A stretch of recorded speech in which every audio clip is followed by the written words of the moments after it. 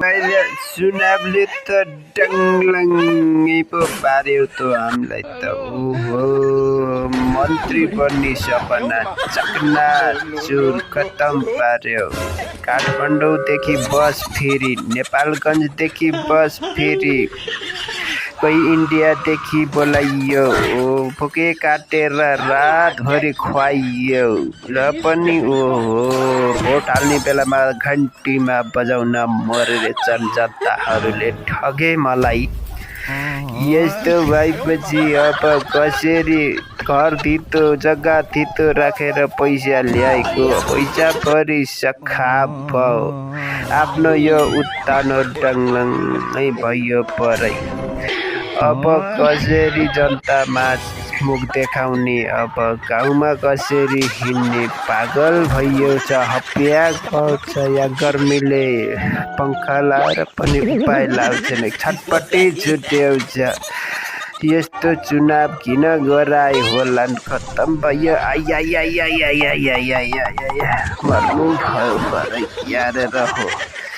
यस्तो भएपछि तरिका हो।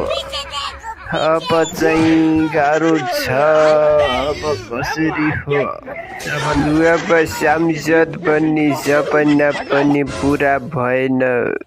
यस्तो के भो।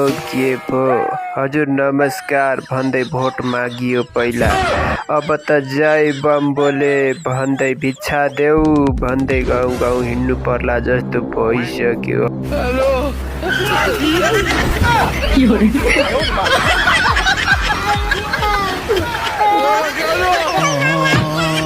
मैले चुनावले त डङलङ्गै पो पार्यो त हामीलाई त। ओहो, मन्त्री बन्ने सपना चकनाचुर खतम पार्यो।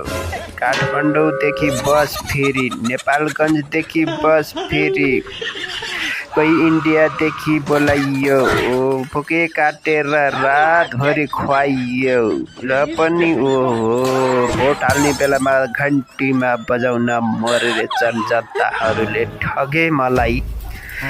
यस्तो भएपछि अब कसरी घर धितो जग्गा धितो राखेर पैसा ल्याएको पैसा परि सखाप भयो। आफ्नो यो उत्तानो डङलङ्गै भयो परै।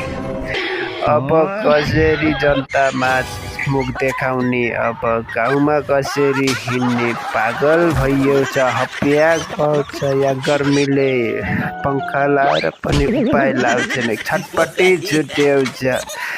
यस्तो चुनाव